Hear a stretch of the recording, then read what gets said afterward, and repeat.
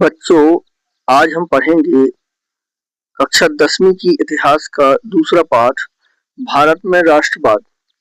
इस पाठ से जो प्रश्न बन सकते हैं और महत्वपूर्ण बिंदु इस प्रकार हैं। महात्मा गांधी भारत कब लौटे? महात्मा गांधी जनवरी 1915 में दक्षिण अफ्रीका से भारत लौटे। उसके पहले 1913 में महात्मा गांधी ने दक्षिण अफ्रीका में न्यू कैसल से ट्रांसवाल की ओर बढ़ रहे मजदूरों के जुलूस का नेतृत्व किया था। सत्याग्रह से क्या आशय है? सत्याग्रह महात्मा गांधी का प्रमुख हथियार था। सत्याग्रह का आशय है सत्य के लिए आग्रह। सत्याग्रही ग्रह शारीरिक बल नहीं है। सत्याग्रही अपने शत्रु को नुकसान पहुंचाए बिना केवल अहिंसा के सहारे ही सत्य की शक्ति पर अपने संघर्ष में सफल हो सकता है। सत्याग्रह निष्क्रिय प्रतिरोध नहीं है। सत्याग्रह तो शुद्ध आत्मबल है। चंपारण सत्याग्रह कब और कहां हुआ था? चंपारण सत्याग्रह 1917 में बिहार के चंपारण इलाके में दमनकारी बागान व्यवस्था के खिलाफ किसानों का संघर्ष था। 1917 में ही महात्मा गांधी ने गुजरात के खेड़ा जिले में किसानों की मदद के लिए सत्याग्रह चलाया। 1918 में महात्मा गांधी ने अहमदाबाद में सूती कपड़ा कारखानों के मजदूरों के आंदोलन में भाग लिया। रॉलेट एक्ट क्या था? अंग्रेजों ने भारतीयों के आंदोलन को दबाने के लिए 1919 में रॉलेट एक्ट नामक कानून पारित किया, जिसके तहत अंग्रेज सरकार किसी भी भारतीय को बिना मुकदमा चलाए 2 साल तक जेल में बंद रख सकती थी। भारतीयों ने इसे काला कानून कहा। इंपीरियल लेजिस्लेटिव काउंसिल द्वारा यह एक्ट पारित किया गया था। यह वस्तुनिष्ठ में पूछा गया था कि रॉलेट एक्ट किसने पारित किया था। इंपीरियल लेजिस्लेटिव काउंसिल द्वारा यह एक्ट पारित किया गया था। जलियांवाला बाग हत्याकांड की घटना पर प्रकाश डालिए। 13 अप्रैल 1919 को पंजाब के अमृतसर जिले में जलियांवाला बाग नामक स्थान पर बैसाखी के दिन रॉलेट एक्ट के विरोध में एक शांतिपूर्ण सभा चल रही थी। उस समय जनरल ओडायर नामक एक अंग्रेज अफसर ने सेना ले जाकर बाग को चारों तरफ से घेर लिया और निहत्थे लोगों पर बिना किसी चेतावनी के अंधाधुंध गोलियां चला दी, जिससे सैकड़ों लोग मारे गए। इस घटना को जलियांवाला बाग हत्याकांड के नाम से जाना जाता है। खिलाफत आंदोलन चलाए जाने का क्या कारण था? प्रथम विश्व युद्ध में ऑटोमन सम्राट की हार हुई थी। पूरे विश्व के मुसलमान उनको अपना खलीफा अर्थात आध्यात्मिक नेता मानते थे। अंग्रेजों ने उनके साथ बहुत दुर्व्यवहार किया था, इसलिए पूरे विश्व के मुसलमान अंग्रेजों के खिलाफ थे। खलीफा की शक्तियों की रक्षा के लिए मुंबई में मार्च 1919 में एक खिलाफत कमेटी का गठन किया गया था, जिसके नेता मोहम्मद अली और शौकत अली थे। तो खिलाफत कमेटी का गठन कब हुआ था? मार्च 1919 में, और मोहम्मद अली तथा शौकत अली इसके प्रमुख नेता थे। असहयोग आंदोलन का प्रस्ताव किस अधिवेशन में पारित किया गया? दिसंबर 1920 में कांग्रेस के नागपुर अधिवेशन में असहयोग आंदोलन का प्रस्ताव पास हुआ और जनवरी 1921 से असहयोग खिलाफत आंदोलन प्रारंभ हुआ। असहयोग आंदोलन प्रारंभ करने के क्या कारण थे तथा इसका परिणाम क्या हुआ? तो असहयोग आंदोलन प्रारंभ करने के कारण पहला तो है प्रथम विश्व युद्ध के कारण आर्थिक दशा खराब होना तथा अत्यधिक महंगाई। दूसरा है प्रथम विश्व युद्ध के समय अंग्रेजों द्वारा किए गए वादों को पूरा न करना। तीसरा, सेना में जबरन भर्ती और निष्कासन। चौथा, रॉलेट एक्ट कानून पारित करना। और जलियांवाला बाग हत्याकांड। अब असहयोग आंदोलन के कार्यक्रम क्या थे? तो सबसे पहले विद्यार्थियों ने स्कूल कॉलेज छोड़ दिए, हेडमास्टर और शिक्षकों ने इस्तीफा सौंप दिए, वकीलों ने मुकदमे लड़ना बंद कर दिए, ज्यादातर प्रांतों में परिषद चुनाव का बहिष्कार किया गया, विदेशी कपड़ों की होलियां जलाई गईं, शराब की दुकानों के सामने पिकेटिंग की गई और विदेशी सामानों का बहिष्कार किया गया। इस प्रकार से ये असहयोग आंदोलन के कार्यक्रम रहे।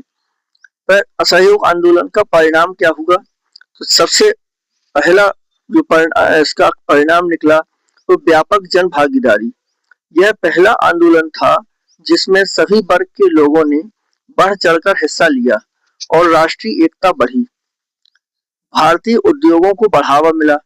असहयोग आंदोलन में विदेशी वस्तुओं और संस्थाओं का बहिष्कार किया गया और स्वदेशी को बढ़ावा दिया गया। इससे विदेशी कपड़ों का आयात आधा रह गया और भारतीय उद्योगों का उत्पादन बढ़ा। तीसरा है हिंदू मुस्लिम एकता बढ़ी। असहयोग खिलाफत आंदोलन के एक साथ चलने के कारण हिंदू मुस्लिम एकता बढ़ी। इससे औपनिवेशिक शासन को कड़ी चुनौती मिली। चौथा है महात्मा गांधी जन नेता के रूप में स्थापित। इस आंदोलन से महात्मा गांधी एक जन नेता के रूप में उभरे और उनके अहिंसात्मक सत्याग्रह के सिद्धांत को मान्यता मिली। महात्मा गांधी द्वारा असहयोग आंदोलन वापस लेने के क्या कारण थे और चौरी चौरा की घटना क्या थी?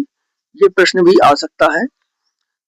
जब असहयोग आंदोलन चल रहा था उसी समय गोरखपुर जिले में पुलिस ने एक शांतिपूर्ण जुलूस पर हमला कर दिया, जिससे गुस्साई भीड़ ने 4 फरवरी 1922 को चौरी चौरा नामक स्थान पर पुलिस थाने में आग लगा दी।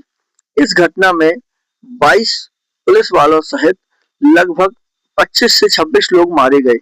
गांधी जी असहयोग आंदोलन को अहिंसात्मक ढंग से चलाना चाहते थे। इस घटना से दुखी होकर उन्होंने असहयोग आंदोलन वापस ले लिया। फिर है गिरमिटिया मजदूर कौन थे? औपनिवेशिक शासन के दौरान बहुत सारे लोगों को काम करने के लिए दूसरे देशों जैसे फिजी, गुयाना, वेस्ट इंडीज आदि में ले जाया जाता था। उन्हें एक एग्रीमेंट के तहत ले जाया जाता था। इस एग्रीमेंट को मजदूर गिरमिट कहने लगे। आगे चलकर इन मजदूरों को गिरमिटिया मजदूर कहा जाने लगा। अवध के किसान नेता बाबा रामचंद्र दास गिरमिटिया मजदूर रह चुके थे। अल्लूरी सीताराम राजू कौन थे? 1920 के दशक में आंध्र प्रदेश की गूडेम पहाड़ियों में आदिवासियों द्वारा गुरिल्ला आंदोलन चलाया गया। उनके नेता अल्लूरी सीताराम राजू थे, जिन्हें 1924 में अंग्रेजों ने फांसी दे दी थी। बागानी मजदूरों के लिए आजादी का क्या मतलब था? बागानों में काम कर रहे मजदूरों के लिए आजादी का मतलब था कि वह अपने गांव से संपर्क रख पाएं और बागानों के बाहर जब चाहे आ जा सकें, क्योंकि 1859 के इनलैंड इमिग्रेशन एक्ट के तहत बागानों में काम करने वाले मजदूरों को बिना इजाजत बाहर जाने की छूट नहीं थी और यह इजाजत उन्हें कभी कभार ही मिलती थी। फिर है साइमन कमीशन क्या था और भारतीयों ने इसका विरोध क्यों किया? भारत में संवैधानिक सुधारों के लिए ब्रिटिश सरकार द्वारा सन जॉन साइमन के नेतृत्व में एक कमीशन गठित किया गया। यह कमीशन 1928 में जब भारत पहुंचा तो भारतीयों ने इसका विरोध किया, क्योंकि इसमें कोई भी भारतीय सदस्य नहीं था। साइमन कमीशन का विरोध करते हुए अंग्रेजों द्वारा पीटे जाने के कारण लाला लाजपत राय जी की मृत्यु हो गई। स्वतंत्रता के पहले 26 जनवरी के महत्व को स्पष्ट कीजिए। यह प्रश्न भी महत्वपूर्ण है और कभी कभार पूछा जाता है। 26 जनवरी का दिन स्वतंत्रता के पहले से महत्वपूर्ण रहा है। दिसंबर 1929 में जवाहरलाल नेहरू की अध्यक्षता में कांग्रेस के लाहौर अधिवेशन में पूर्ण स्वराज का प्रस्ताव पास हुआ और 26 जनवरी 1930 को स्वतंत्रता दिवस के रूप में मनाए जाने का निर्णय लिया गया। इसलिए जब हमारा संविधान बनकर तैयार हुआ तो उसी दिन को यादगार बनाने के लिए 26 जनवरी 1950 को लागू किया गया और 26 जनवरी को गणतंत्रता दिवस के रूप में मनाए जाने का निर्णय लिया गया। सविनय अवज्ञा आंदोलन का वर्णन कीजिए अथवा दांडी यात्रा को सविनय अवज्ञा आंदोलन की शुरुआत माना जाता है, स्पष्ट कीजिए। अथवा नमक सत्याग्रह क्या था? यह प्रश्न 2-3 प्रकार से पूछा जा सकता है। तो नमक सत्याग्रह क्या था? अंग्रेज सरकार ने नमक पर कर लगा दिया था और नमक बनाना प्रतिबंधित कर दिया था। गांधी जी ने देश को एकजुट करने के लिए नमक को एक शक्तिशाली प्रतीक के रूप में देखा और सविनय अवज्ञा आंदोलन चलाने का निर्णय लिया। अवज्ञा का अर्थ है आदेश का न मानना। इरविन को पत्र, इसकी जो प्रक्रिया थी, सबसे पहले 4 चरणों में इरविन को पत्र 31 जनवरी 1930 को महात्मा गांधी ने अपनी 11 मांगों को लेकर वायसराय इरविन को पत्र लिखा और 11 मार्च तक मांगे न माने जाने पर सविनय अवज्ञा आंदोलन शुरू करने की चेतावनी दी। दांडी यात्रा, इरविन द्वारा मांगे न माने जाने पर महात्मा गांधी ने 12 मार्च को अपने 78 वॉलंटियरों अर्थात स्वयंसेवकों के साथ साबरमती के से दांडी तक के लिए पैदल यात्रा शुरू कर दी और 240 किलोमीटर की दूरी प्रतिदिन 10 किलोमीटर पैदल चलकर 24 दिन में पूरी की। फिर है नमक कानून तोड़ना।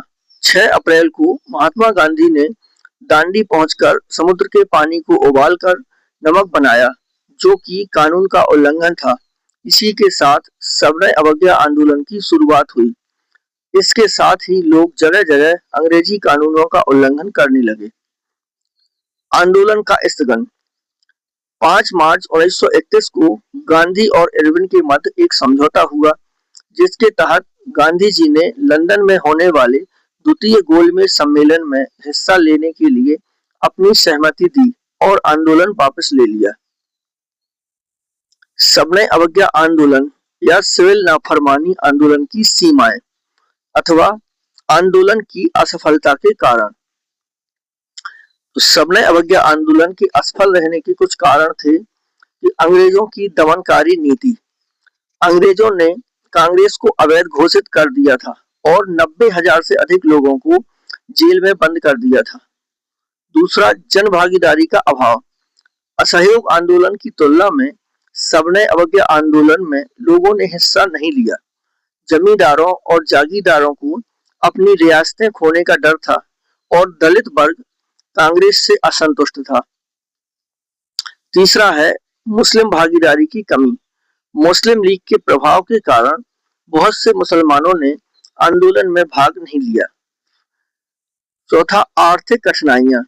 महामंदी के कारण व्यापारी और किसान आर्थिक कठिनाइयों से जूझ रहे थे, इसलिए अधिक समय तक आंदोलन में सक्रिय नहीं रह सके। सविनय अवज्ञा आंदोलन अथवा सिविल नाफरमानी आंदोलन में औरतों की भूमिका पर प्रकाश डालिए। तो सविनय अवज्ञा आंदोलन में महिलाओं ने बड़े पैमाने पर हिस्सा लिया। हजारों औरतें गांधी जी को सुनने के लिए घर से बाहर आ जाती थीं। उन्होंने जुलूस में हिस्सा लिया, नमक बनाया, विदेशी कपड़ों व शराब की दुकानों की पिकेटिंग की। बहुत सारी महिलाएं जेल भी गईं। शहरी इलाकों में ऊंची जातियों की और ग्रामीण इलाकों में संपन्न किसान परिवारों की महिलाएं आंदोलन में हिस्सा ले रही थीं। तो ये महिलाओं की भागीदारी रही सविनय अवज्ञा आंदोलन में। पूना पैक्ट या पूना समझौता क्या है? डॉक्टर अंबेडकर ने दलितों के लिए अलग निर्वाचन क्षेत्र की मांग की और जब अंग्रेजों ने उनकी मांग मान ली तो महात्मा गांधी अनशन पर बैठ गए, क्योंकि उनका मानना था कि इस तरह से राष्ट्रीय एकीकरण की प्रक्रिया धीमी पड़ जाएगी। आखिरकार अंबेडकर ने गांधी जी की बात राय मान ली और सितंबर 1932 में पुणे में एक समझौता हुआ, जिसे पूना पैक्ट या पूना समझौता कहा जाता है। इसके बाद दलितों को परिषद में आरक्षित सीटें मिल गईं। भारत में आधुनिक राष्ट्रवाद के उदय के क्या कारण थे? यह प्रश्न भी 4 नंबर में पूछा जा सकता है। राष्ट्रवाद की भावना तब पनपती है जब लोग यह महसूस करने लगते हैं कि वह एक ही राष्ट्र के अंग हैं।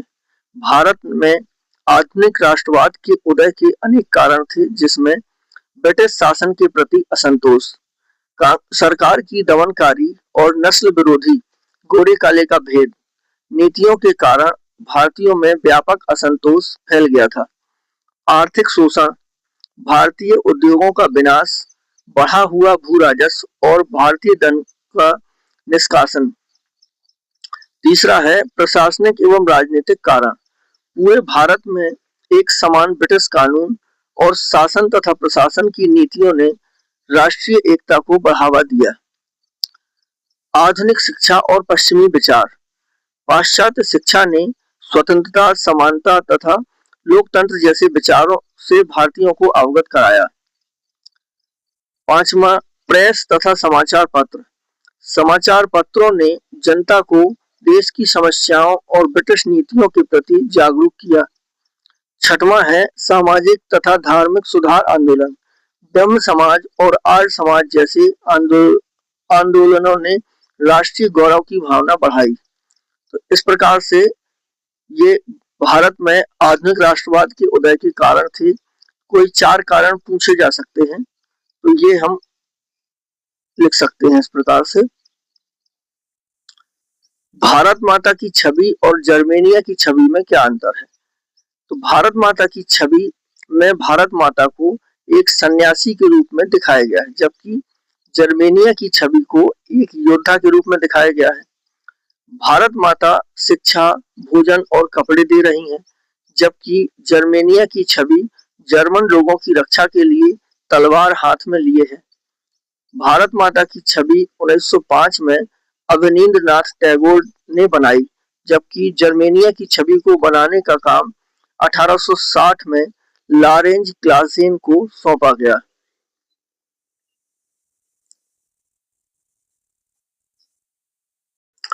अब है इस पाठ से संबंधित कुछ शब्द और उनके अर्थ। जैसे जबरन भर्ती, अंग्रेजों द्वारा भारतीयों को जबरदस्ती सेना में भर्ती किया जाना, इसे जबरन भर्ती कहा गया। भविष्य बहिष्कार, किसी के साथ संपर्क रखने और जुड़ने से इनकार करना। आमतौर पर यह विरोध का एक स्वरूप होता है। फिर है बेगार, बिना किसी पारिश्रमिक या मजदूरी दिए काम करवाना बेगार कहलाता है। बेगार क्या है? बिना मजदूरी दिए काम करवाना। पाठ से संबंधित महत्वपूर्ण तारीखें, जो पाठ से संबंधित महत्वपूर्ण तारीखें हैं, उनको याद करने के लिए यदि हम क्रम से उनको याद करेंगे तो याद रह जाएंगी। 1859 में इंग्लैंड इमिग्रेशन एक्ट, 1870 के दशक में बंकिम चंद्र चट्टोपाध्याय द्वारा वंदे मातरम गीत की रचना की गई। बाद में इसे उन्होंने अपने उपन्यास आनंद मठ में शामिल किया। 1905 अवनींद्रनाथ टैगोर द्वारा भारत माता की छवि बनाई गई। 1909 में महात्मा गांधी ने हिंद स्वराज पुस्तक लिखी। 1913 में महात्मा गांधी ने दक्षिण अफ्रीका में न्यू कैसल से ट्रांसवाल तक मजदूरों के जुलूस का नेतृत्व किया। 1914 से 1918 प्रथम विश्व युद्ध। 1915 में महात्मा गांधी भारत लौटे। 1917 में बिहार के चंपारण और गुजरात के खेड़ा में आंदोलन।